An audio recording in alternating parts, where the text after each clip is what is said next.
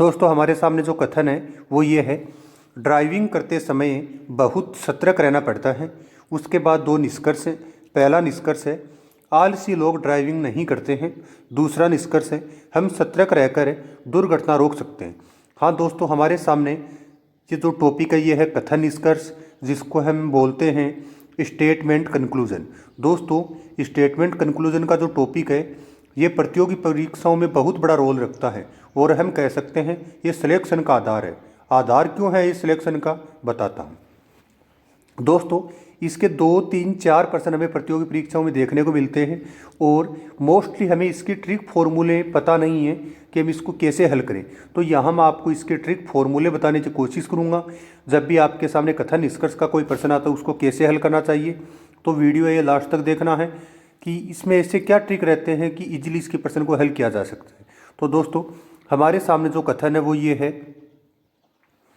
Driving करते समय बहुत सतर्क रहना पड़ता है।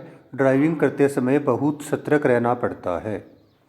अब आपको इस कथन का मीनिंग पता होना चाहिए, इसका मतलब आपको पता होना चाहिए, इसका अर्थ क्या है वो आपको पता होना चाहिए। उसके बाद आप इसके निष्कर्ष है उसको हल कर सकते हैं। तो इसका जो मीनिंग है, इसका जो अर्थ है वो ये है कि जब भी आप ड्राइविंग करते हो आपको बहुत सतर्क रहना पड़ता है। तो सतर्क हम किसके लिए रहते हैं? हम सतर्क इसलिए रहते हैं कि भाई कोई दुर्घटना ना हो जाए।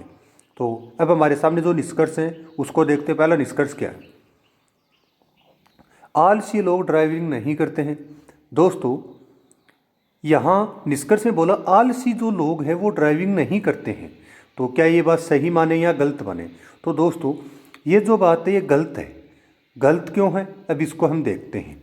दोस्तों, ये गलत इसलिए है, अगर आलसी लोग ड्राइविंग नहीं करते हैं तो फिर यहाँ बहुत सतर्क रहना पड़ता है।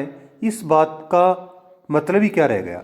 इसलिए ये बात बिल्कुल गलत है। आलसी लोग ड्राइविंग नहीं करते हैं। आलसी लोग हैं वो भी ड्राइविंग करते हैं, तभी दुर्घटना है वो घटती हैं।